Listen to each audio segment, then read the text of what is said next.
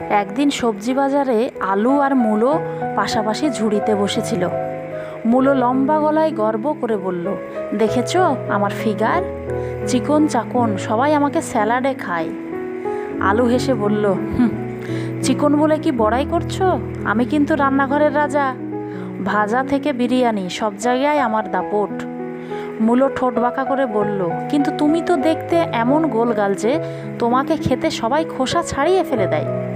আলু রেগে গিয়ে বলল, তোমাকে তো আবার কাঁচা খেতে গেলে নাক মুখ বাঁকা হয়ে যায়, ঝাঁঝে চোখে পানি চলে আসে।